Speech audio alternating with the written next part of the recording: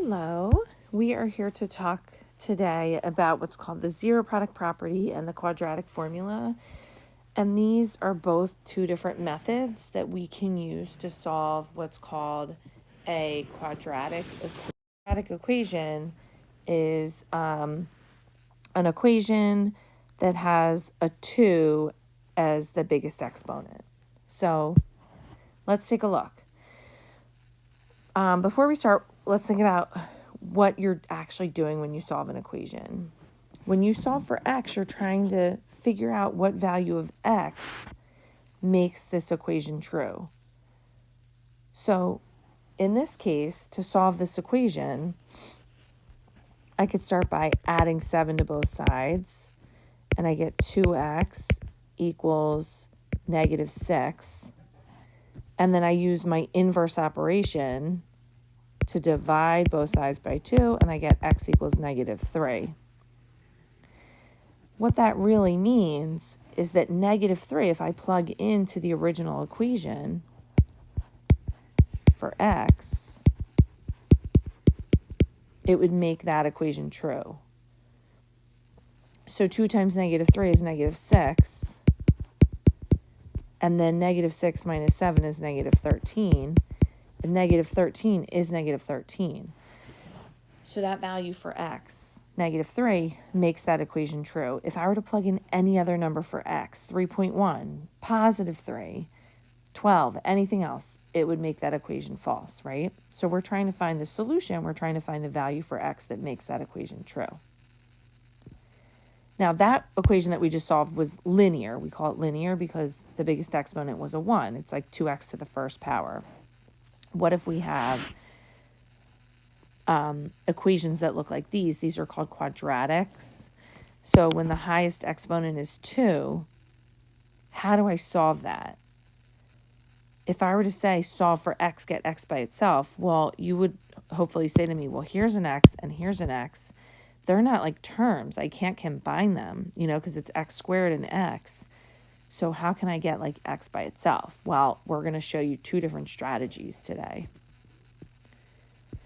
The first strategy is what's called the zero product property. Product means multiply, right?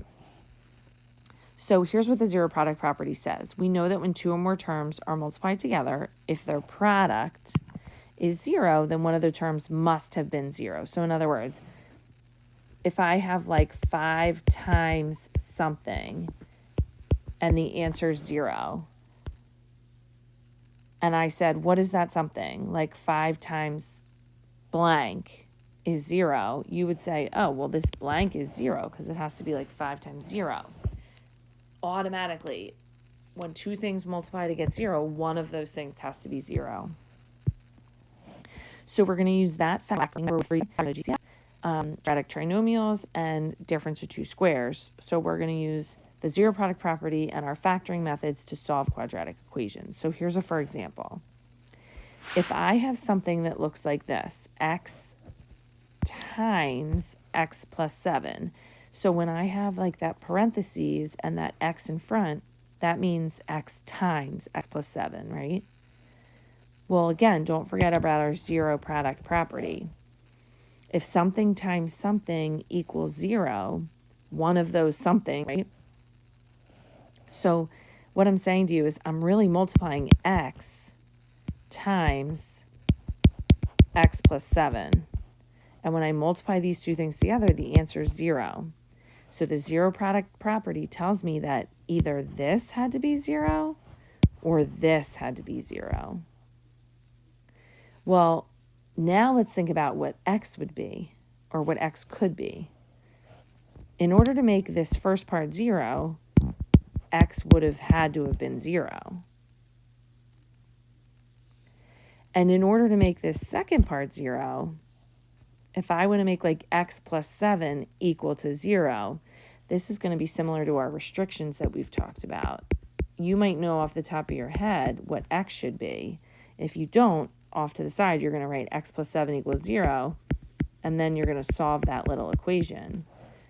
So if x was negative 7, this second piece here, this second factor, would be equal to 0. So what I'm telling you is that these are your two solutions. You now actually have two solutions. They're x equals 0 and x equals -7. Let's check, kind of like what we did before. Let's check to make sure that this is true. So if I were to plug in 0 for x, right, it would be like 0 times 0 plus 7 equals 0. Well, 0 plus 7 is 7. But then 0 times 7 is 0. So that does make the equation true. Now what about -7? -7 times -7 plus 7. So the -7 stays. -7 plus 7, when I add those together, I actually get 0. So -7 times 0 is also 0. That would make it true. But pick any other number to plug in for x. Let's say 2. Or let's say +7. If I were to plug in +7, let's see what happens. +7 for x. It would be 7 times 7 plus 7 is 14. Well, 14 times 7, that's not equal to 0. 14 times 7 is 98. So 98 is not equal to 0. That's not a solution. My only two solutions are going to be x equals 0 and x equals -7. So here's a little hint for you. When I have a linear equation, let me go back. When I had a linear equation, the biggest exponent was 1, right? Like 2x to the first power. If the biggest exponent is 1, I have one solution. If I have a quadratic equation, in other words, if the biggest exponent is 2, I'm going to have two solutions. So both of these here would have two solutions. Now look at this equation here, this one that we just worked with. It doesn't look like it has an x squared, but if I actually focus just on that equation, it was x times x plus 7 equals 0. This is in factored form. If I were to multiply this back, it would be x squared plus 7x equals 0. So this is not in factored form. The biggest exponent is a 2. That means there's two solutions. My two solutions are 0 and -7. So that is the zero product property. Let's do a couple more practice problems. So first of all, to use the zero product property, remember I need two things being multiplied together. Two or more things multiplied together. So if I look at number 1, I see these sets of parentheses. It's like x minus 2, and then in parentheses, x minus 3. Well, if there's nothing in between the parentheses, remember that means I'm multiplying them together. So this times this equals 0. So remember, the zero product property says, well, either this has to be 0 or that has to be 0. So you might be able to figure out, well, what values of x would make each piece 0. You might be able to figure that out off the top of your head. But if you can't figure it off the top of your head, you're going to set up two equations. You're going to say x minus 2 equals 0 and x minus 3 equals 0. And then you're going to solve each of these for x.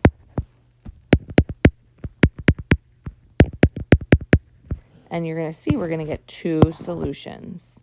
So my two solutions are x equals 2 and x equals 3. And again, you can kind of check to make sure you got it right. If I plug in 2, it would be 2 minus 2 times 2 minus 3 equals 0. 2 minus 2 is 0. 2 minus 3 is -1. 0 times -1 is 0, right? Or 3. 3 minus 2 times 3 minus 3. This is 1, but this is 0. 1 times 0 is 0. So this is like my optional check that I can use to make sure that I got my answer correct. But these are my two answers, x equals 2 and x equals 3. Let's try another one. Let's try number 2. Let's think about what is being multiplied together. So I have the 2x outside of a parentheses, That implies, that's called implied multiplication. So I'm multiplying 2x times x minus 2. So the zero product property says that either the 2x has to be equal to 0 or the x minus 2 has to be equal to 0. So let's solve. What would x be equal to? So x could either be 0 or x could be equal to 2. So two solutions. Now, I'm not going to go through and check, but you could if you wanted to. If you plugged in 0, it would be like 2 times 0, which is 0, and then 0 minus negative 2, 0 times negative 2 is 0. If you plugged in 2, same thing. It would be 2 times 2 is 4, times 2 minus 2 is 0, so 4 times 0 is 0. All right, let's look at number 3. Number 3, again, what two things are multiplied together? It's like 3 times x minus 5 equals 0. So just like before, I say, well, either this has to be 0 or this has to be 0. Now, this first piece, it doesn't have a variable. It doesn't have an x. So what I'm telling you is like 3 needs to be equal to 0. Can that ever happen? Can the number 3, like without a variable, just plain old 3 ever be equal to 0? That can't happen. So there's no solution from that factor because there's no x. But the second piece, that x minus 5, that can be equal to 0. So when I solve that, I get one solution that x is equal to 5. And then let's look at number 4 together. What are my factors? What are the things that are multiplied together? I have negative 4x times the x plus 3. And then, oh my gosh, I have another set of parentheses. So I actually have 3 things. 1, 2, 3 factors multiplied together. So I need to figure out negative 4x squared. What makes that equal to 0? I need to figure out what makes x plus 3 equal to 0. And then I need to figure out what makes 2x minus 4 equal to 0. So let's start over on the left. Negative 4x squared equals 0. Well, I'm going to divide by negative 4. And I get x squared equals 0 divided by negative 4 is 0, right? Now, this isn't x, it's x squared, but let's think about it. X squared equals 0. So what number can I square to give me 0? So hopefully you're able to figure this out. If I square 0, I get 0. 0 squared is 0. So that solution is 0. The middle one, to get x by itself, this one's a little easier, negative 3. And the last one, we're going to add 4, right? And then we're going to divide by 2, and you should get x equals 2. So this one, I had 3 factors, 1, 2, 3, so I have 3 solutions, 1, 2, 3, right? Okay, I'm going to have you pause the video at this point, and you're going to try the you try problems. When you unpause, you're going to be able to resume the video and check your answers.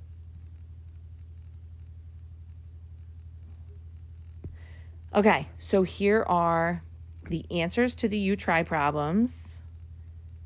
So keep in mind 2 factors, 2 solutions, right? Number 6, 2 factors, 2 solutions. Number 7, 2 factors, 2 solutions. Number 8, I actually have 1, 2, 3 factors, but I only have 2 solutions because my first factor was negative 4. Can negative 4 ever be equal to 0? Remember, we saw one like this before. There's no x, so that can't ever be equal to 0. So even though I have 3 factors, I only have 2 solutions. All right. Let's take this one step further. So now that we are good with the zero product property and we already know how to factor, we're going to combine these 2 skills together. So now you're going to solve quadratic equations that look like this. These are not, this one's not factored, right? It's not like what's being multiplied together. I don't know. So I need to figure it out. I do that by factoring. So here's my steps. Step 1, I'm going to make sure the equation's set equal to 0 if it's not already. In this case, I have x squared minus 9x equals 0. So step 1 is done for me. Step 2, factor completely. So remember, my 3 methods are GCF, quadratic, it's supposed to be a Q, trinomials, or difference of 2 squares. Those are my 3 methods. So factor completely. Always look for a GCF first. So if I look at this quadratic, I see both terms have an x, right? So that's my GCF. So I'm going to factor out an x. I'm going to put the x out in front, divide each term by x, and I would get x minus 9. But now this is an equation, so I still need that equals 0. Hopefully you're like, oh, wait a minute. This looks like the zero product property stuff we were just doing, right? So now this is in factored form. It means x times x minus 9 equals 0. So one of these things has to be 0. So either x is 0 or x minus 9 equals 0. If I add 9, I get 9, and x is 0 is already solved, right? Now remember my hint that I told you, if the biggest exponent is 2, I'm going to have 2 solutions. So my 2 solutions are 0 and 9. And you can check. I'm going to check real quick. I'm not going to check every time, but I can check. If I plug in 0 squared minus 9 times 0, 0 squared is 0, minus 9 times 0 is 0, 0 minus 0 is 0. That makes that true. And then if I were to plug in 9, it would be 9 squared minus 9 times 9. 9 squared is 81. 9 times 9 is 81. 81 minus 81 is 0. So they both work, right? All right, let's try another one. So now I have x squared minus 4 equals 0. Step 1, set the equation equal to 0. It already is. That's like this part here. And you're going to see in a minute like what that would look like if it's not already done for you. But step 2, factor completely. So remember, my factoring methods, greatest common factor, difference of 2 squares, quadratic trinomials. I don't have a greatest common factor. And this is 2 terms, so it can't be a quadratic trinomial. This is a difference of 2 squares. So what multiplies to x squared, and also what multiplies to 4? What do I square to get x squared? X plus 2, because I can square 2 to get 4, and x minus 2. And that's equal to 0, right? Difference of 2 squares, x squared minus 4, x plus 2, x minus 2. So then I set each of my factors equal to 0. So x plus 2 equals 0, x minus 2 equals 0, and I solve.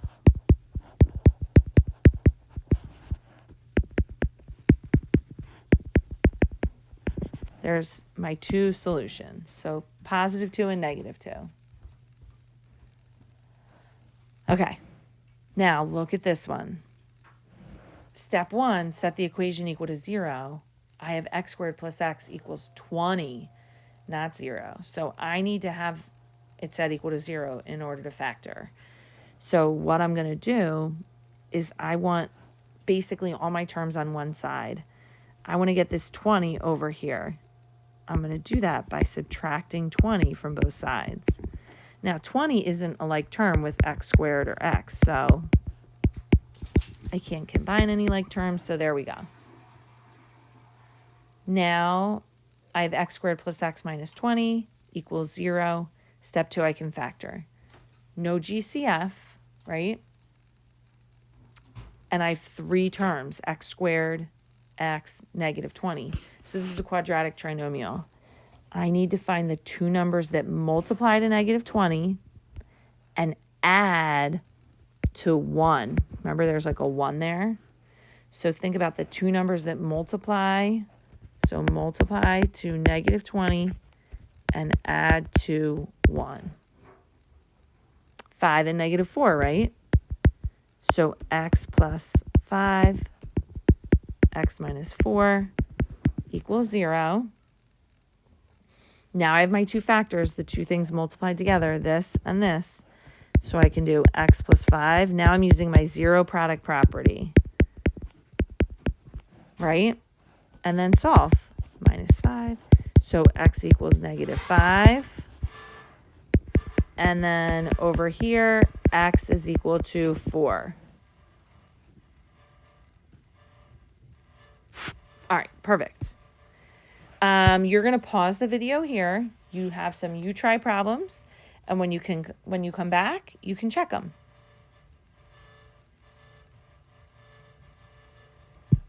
All right. So here we go. Here should be your solutions. All of these, actually 1 through 4, were all already set equal to 0. So I didn't have to do anything to get them set equal to 0. I just had to factor. Number 1 and number 2, I used GCF, right? Sorry. So I used GCF in number 1, GCF to factor number 2. Number 3 and number 4 were both quadratic trinomials, right? So number 3 and 4. And this, number 4, I needed two numbers to multiply to 81 and add to 18. So if you had p plus 9 times p plus 9, same thing, but both of your solutions would be the same. P equals negative 9. We call that a double root. Okay, so that is some solving quadratic equations. But what happens when you can't factor the quadratic equation? So we need to be able to do something else. The something else is called using the quadratic formula. So this looks a little crazy, but this right here is what we call the quadratic formula. It's when I have a quadratic equation that can't be factored. Now, quadratic equations are have 2 as the biggest exponent, right? So for example, you might have like 5x squared plus 3x minus 2 equals 0. The 5, the coefficient of the x squared, we're going to call that the a.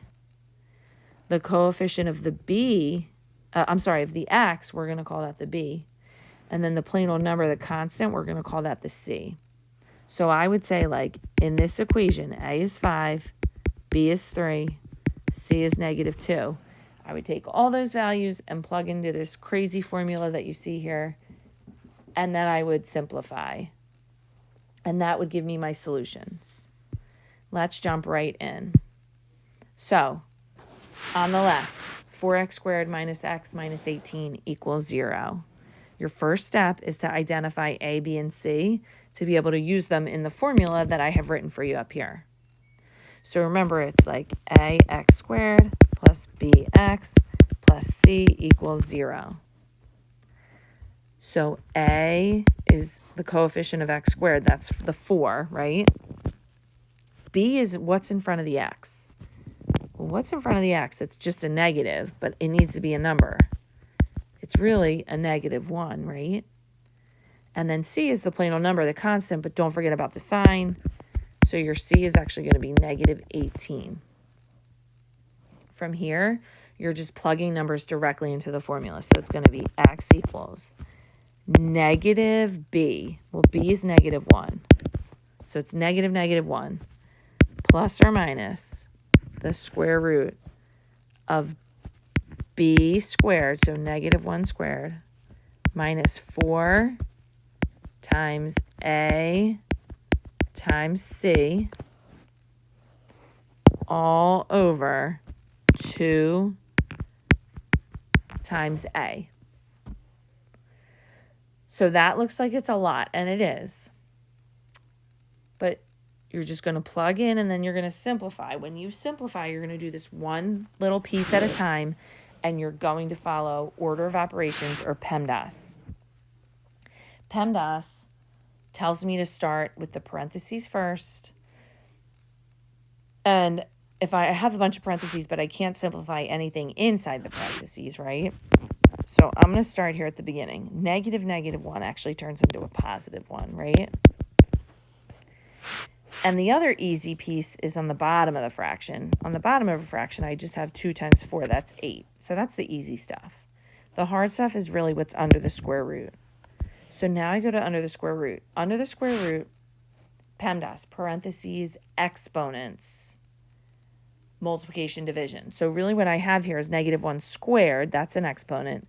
And then over here, I have negative 4 times 18. So I'm going to do that exponent. Negative 1 squared. Negative times a negative is a positive 1. And then I'm multiplying negative 4 times negative 18. So a negative times a positive times a negative is going to be a positive, right? You can use your calculator, but this should be plus 288.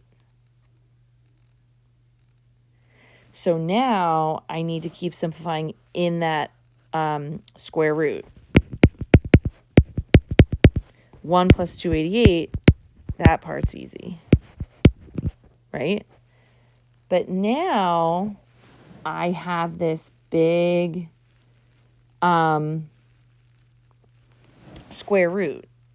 We worked a lot on simplifying square roots, right? So I need to think about, can that be simplified? And this might be tricky, might not be one that you recognize easily, but believe it or not, 289 is a perfect square. 17 times 17 is 289. So this should be 1 plus or minus 17 over 8. Now this symbol, plus or minus, we didn't talk about this yet. It literally means you have two answers. One, so let me write this over here. I'm running out of room. I have two answers. I have 1 plus 17 over 8. And my other answer is 1 minus 17 over 8. That's what a plus or minus means. Literally plus or minus. So 1 plus 17 is 18 over 8. And then I got to simplify that. 18 over 8, 2 goes into both, right? So this is 9 over 4. That's one solution. And this 1 minus 17 is negative 16 over 8. That's negative 2. So those are going to be my two solutions, 9 over 4 and negative 2. So just to recap, remember, we're plugging in, we're identifying ABC. We're plugging into this big crazy formula. And then we have to simplify the square root if possible. Here's a you try problem. I'm going to get you started by helping you identify the A and the B and the C. Take a minute, look and see what you think A, B, and C would be and write those down. So remember, A is whatever's in front of the x squared. Well, there's nothing. Well, there's never nothing, right? It's just an invisible 1. B is what's in front of the x. And C is the plain old number of the constant. So you're going to plug all of those into your quadratic formula. Pause the video here, plug in, and when you unpause, you can check your answer. Okay, so this is what you should get. When I simplify the stuff under my square root, I get the square root of 5, which can't be simplified anymore. Like, you know, over here I could take the square root of 289. I can't take the square root of 5. That's not a perfect square. So this is my final answer. And it might look like I only have one answer, but I really actually have two. Really, my answers are like negative 3 plus 5 over 2. And then negative 3 minus root 5 over 2. So I have those two answers. All right, let's try another one together. So look at this. remember, just like with zero product property, in order to use the quadratic formula, my equations have to be set equal to 0, okay? So this 6 needs to go onto the left side of the equation. I'm going to do that by subtracting 6. So I have 3x squared plus 5x minus 6 equals 0. Now I'm ready to identify a, b, and c and plug in. So now a is 3, b is 5, c is negative 6. So now let me start plugging in.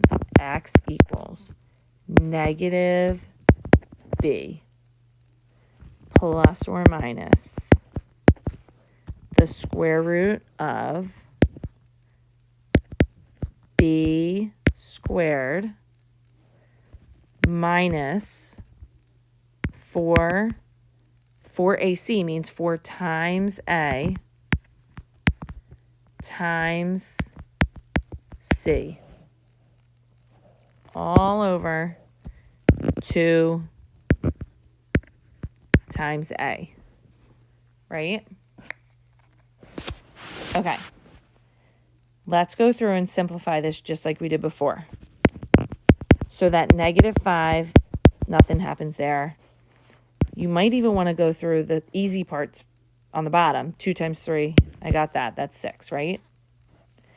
Now, under the square root, 5 squared. 5 times 5, 25, right? Now, I am multiplying. Negative 4 times 3, that's negative 12, right? So I have negative 12 times negative 6. So that's a positive 72. Now, under the square root, I have 25 plus 72, which is 97. And then I'm like, all right, can that be simplified? Can I break down 97? 97 is not a perfect square, and nothing nice is going to go into 97. So this one can't be simplified anymore. This is my final answer. And remember, because that plus or minus, I actually have 2 answers. It's like negative 5 plus root 97 over 6 and negative 5 minus root 97 over 6. Okay, you try the next one. Again, similarly, it's not set equal to 0, right? So think about what you have to do to set it equal to 0. And then you're identifying your A, B, and your C, plugging in and simplifying. So I'll give you a minute, pause the video, and when you unpause, you can check your answer.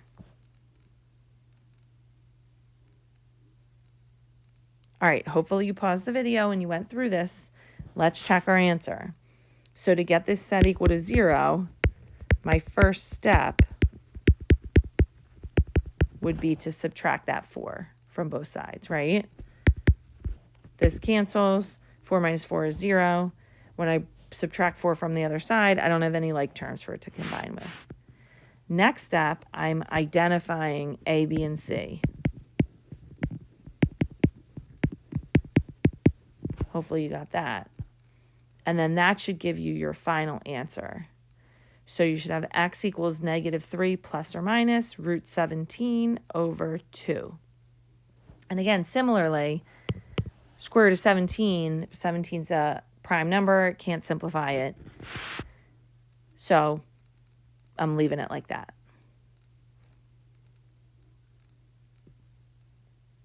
Okay, let's try one more. Let's look. Remember, my equation has to be set equal to 0. It's not set equal to 0. I have 2x squared minus 7 equals x, right? Well, I need this to be a 0. I need to get rid of that x. How do I do that? I subtract the x from both sides because now x minus x is 0, right? But x is not like terms because I have like 2x squared. That's not a like terms with the x. And it's not a like term with the 7 either, right? So now at this point, I'm good. It's 2x squared minus x minus 7 equals 0. I'm good because my equation's equal to 0. I can identify A, B, and C. B is that -1, right? And I'm just plugging in. So x equals negative b. Remember, b was -1, so it's a negative and -1 plus or minus the square root of b squared minus 4 times 2 times -7, right? 4 times a times c, all over 2a. It's really helpful for me to write out like what the a and b and c are, so that when I plug it in, it just makes it like really easy. Now I'm going to simplify. -1, that's a positive. And now I got to simplify the stuff under the square root.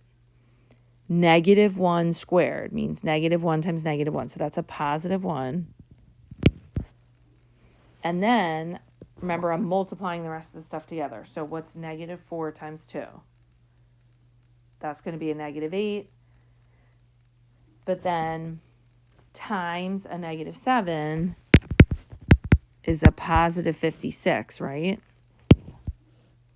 All over 2 times 2, that's the easy part, right? Then I got to keep simplifying under that square root. 1 plus 56 is 57. And now I'm like, all right, square root of 57. Ooh, what goes into 57? So 57, I think a 3 is going to go into that, right? So the square root of 57, it could be 3 times 19, but then 19 I can't do anything with. That can't be factored anymore. So square root of 57 can't be simplified. So I'm just going to circle it.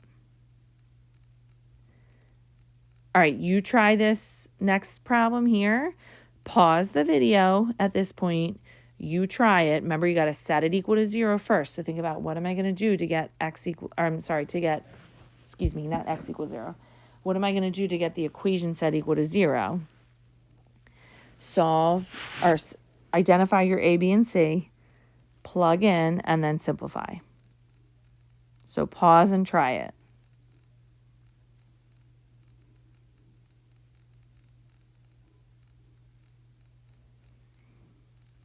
Okay, so hopefully you went through this. To get this equation set equal to 0, I'm going to subtract this 11x from both sides. But it's not really like terms with anything on the left. So I'm going to have 3x squared minus 11x minus 4 equals 0. Now this is in the right form, right? It's set equal to 0. So I need a, b, and c. 3, -11, and -4, right? And then hopefully you plugged into the quadratic equation, and then you simplified. Let's see what we get.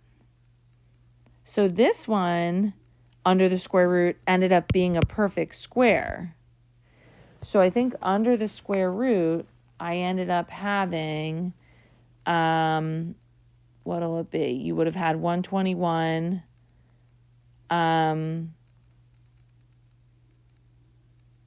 plus 4 times 3 times -4, right? So 4.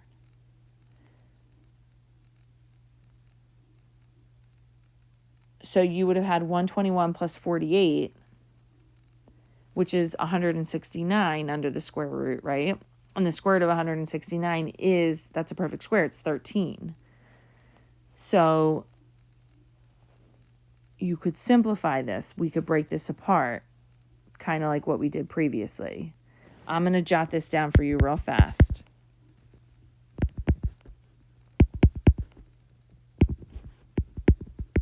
So we can just see a practice of